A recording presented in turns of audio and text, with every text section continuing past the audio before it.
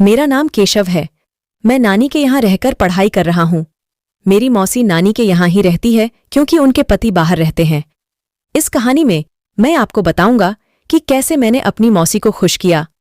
ये कहानी मेरी रिश्ते में लगती मौसी की है। मैं नानी के घर गया हुआ था। वहां उनकी भतीजी आई तो मैं उनको अलग ही नज़र से देखने लगा। मेरा नाम केशव है। ये कहानी उन दिनों की है जब मैं स्कूल में पढ़ता था। उन दिनों मैं नाना नानी के घर में था। मेरे नाना जी बैंक में ऑफिसर थे, तो मीटिंग आदि के कारण उनका शहर से बाहर आना जाना लगा ही रहता था। वे कभी कभी तो 7 से 8 दिन के लिए भी बाहर चले जाते थे। उस वक्त मैं नानी के घर में उनके ही साथ में रहा करता था और अपनी स्टडी करता था। मेरे नाना के दूर के रिश्ते में कोई भतीजी या भांजी है जिनको मैं मौसी बोलता था। उनकी उम्र लगभग 40 की थी और वे किसी पास के गांव में रहती थीं। उनके पति किसी दूर के शहर में अलग रहते थे। मौसी के साथ उनका एक लड़का रहता था। उसकी गांव में मोबाइल की शॉप थी। मौसी थोड़ी स्थूल थीं और उनका कद भी मध्यम आकार का ही था। वे साड़ी पहना करती है। उनकी तबीयत कुछ दिन से खराब थी तो उनका बेटा उन्हें दिखाने शहर के बड़े अस्पताल ले आया था। मौसी को डॉक्टर ने कुछ दिन चेकअप के लिए रोजाना हॉस्पिटल आने के लिए बोला था। मौसी को गांव से रोजाना शहर के अस्पताल दिखाने आने में कुछ दिक्कत होने लगी थी, तो वे अपने बेटे के साथ मेरी नानी के घर आ गई थीं। भैया ने मौसी को नानी के घर में ही रोक दिया था और मुझसे कहा, मैं शॉप में बिजी रहता हूं तो तू रोजाना हॉस्पिटल ले जाकर चेकअप करवा दिया कर। मैंने कहा, ठीक है भैया। उस टाइम मौसी के लिए मेरे मन में कुछ भी अलग ख्याल नहीं रहता था। भैया चले गए और मौसी नानी के घर में रुक गईं। अब नाना के घर में मैं, नानी और मौसी थे। उस दिन मौसी और नानी घर के कामों में बिजी हो गई थीं। मैं घर के आखिरी में बने कमरे में आ गया और अपनी पढ़ाई करने लगा। उसके बाद मन नहीं लगा तो टाइम पास के लिए फ़ोन देखने लगा। स्टडी के बाद फ़ोन देखने का मेरा रोज़ाना का रूटीन था। उस टाइम फ़ोन में 2G नेटवर्क चलता था। मैं अधिकतर वीडियो डाउनलोड करके ही देखता था, क्योंकि सीधे देखो तो हर फिल्म में चलते चलते गोल गोल सर्फिंग वाला पहिया घूमता रहता था। मैं बहुत दिनों से लगातार फ़ोन देख रहा था। शायद इसी वजह से या ज़्यादा देर पढ़ाई करने की वजह से मेरे सर की नसों में दर्द रहने लगा था। उस दिन मेरा सर कुछ ज़्यादा ही दर्द कर रहा था, तो मैं किसी तरह से अपना दर्द सहन कर रहा था। लेकिन जब सर में बहुत तेज दर्द होने लगा तो मैं घर में पेनकिलर देखने लगा।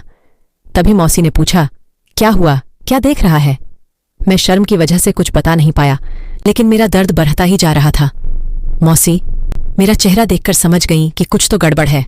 उनके बार बार पूछने पर मैंने बता दिया कि मौसी मेरे सर में बहुत दर्द हो रहा है। मौसी ने मुझे बच्चा जैसे समझा और बोली, अच्छा तू लेट जा बेड पर, मैं बाम लगा देती हूँ, उससे तुझे आराम मिल जाएगा। मैंने दर्द होने की वजह से हाँ बोल दिया और अपने रूम में जाकर बेड पर लेट गया। मौसी रूम में बाम लेकर आईं और मेरे सर में बाम लगाना शुरू कर दिया। उन्होंने पूछा, यहां हो रहा है क्या? ये कहकर उन्होंने वहीं बाम लगाना चालू कर दिया। अब मुझे कुछ आराम महसूस होने लगा। मौसी के हाथ से लगाने पर मुझे अलग ही फीलिंग आने लगी थी। फिर उन्होंने मुझसे पूछा, अब कैसा लग रहा है? मैंने कहा, अब दर्द कम है। फिर वे रूम से बाहर चली गईं।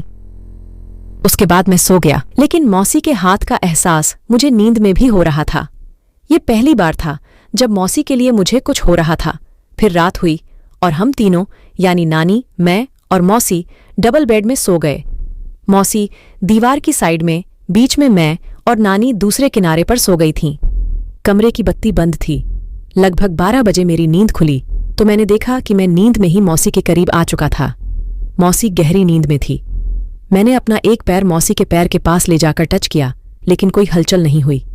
उस वक्त मुझे ऐसा लग रहा था जैसे मैं अभी मौसी को पकड़ लूं, लेकिन तभी मौसी की नींद खुल गई थी।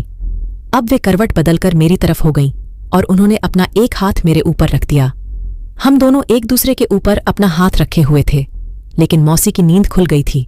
वह समझ गई और उठकर बाथरूम चली गई। वापस आकर मौसी दीवार की तरफ होकर सो गई। मैं डर गया था, इसलिए मैं भी सो गया। अब अगले दिन मुझसे रहा नहीं जा रहा था। मैंने आज फिर से नाटक किया कि दर्द हो रहा है। आज मैं थोड़ा रोने भी लगा। मौसी ने मुझसे कहा, तू मेरे साथ डॉक्टर के पास चल ही रहा है, तू भी उधर अपना चेकअप करा ले। मैं भी करा लूंगी। मैंने कहा, मैं अभी नहीं जा सकता, मुझे जब आराम हो जाएगा मैं तब जाऊंगा। उन्होंने कहा, चल ठीक है। उसके बाद वे मुझसे बेड पर सीधा लेटने को बोली। मैं लेट गया। मैं मौसी के साथ कुछ हरकत करने लगा। मौसी कुछ नहीं बोली, लेकिन उनको अच्छा नहीं लग रहा था। वे समझ गई थीं कि मैं उनके लिए कुछ गलत फीलिंग ले रहा हूं, तो वे मुझे ऐसे ही छोड़कर चली गईं। कुछ देर बाद वे वापस आकर कहने लगीं, देख सचिन, मैं तेरी मौसी हूं और तुझे बेटा समझकर ही ये सब तेरी हेल्प कर रही थी। तू इतना गलत क्यों समझ रहा है? ये कहती हुई मौसी थोड़ी गुस्सा हो गई। मैंने मौसी से माफी मांगते हुए कहा, मौसी सॉरी, मेरे मन में आपके लिए कोई गलत फीलिंग नहीं थी, लेकिन मैं रोजाना फोन देखता था। शायद इसी की वजह से मेरे सर की नस दुखना चालू हो गई। फिर जब आपने टच किया तो मैं खुद पर कंट्रोल ही नहीं कर पाया। सॉरी, पर आप बहुत अच्छी लगने लगी हो मुझे। उन्होंने मुझसे कहा, यह गलत है, तेरी मम्मी के बराबर की हूं मैं और तू। ये सोच रहा है, तू अपनी पढ़ाई पर ध्यान दे। इस बार तेरे बोर्ड के एग्जाम हैं। मैंने हां बोला और मौसी चली गई, लेकिन मेरे दिमाग में मौसी ही चल रही थी। मैं कैसे भी करके मौसी को खुश करना चाहता था। अब मौसी तैयार होने चली गई, क्योंकि उन्हें डॉक्टर के पास जाना था और घर में कोई नहीं था, इसलिए मुझे ही उनको लेकर जाना था। भैया तो अपनी शॉप में बिजी रहने लगे थे। नानी बगीचे में काम कर रही थी। मैं किचन में पानी पीने आया तो किचन की विंडो से देखा कि मौसी के बाथरूम का दरवाजा थोड़ा खुला है। बाथरूम की लाइट ऑन थी, इसलिए मुझे सब कुछ साफ दिख रहा था। उसके बाद मौसी बाहर आ गईं।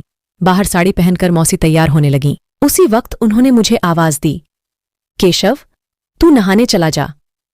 मैंने कहा, हां मौसी, मुझे नहाने में थोड़ा टाइम लगता है। तभी मौसी की आवाज आई, कितना टाइम लगेगा? जल्दी कर, डॉक्टर के पास जाना है।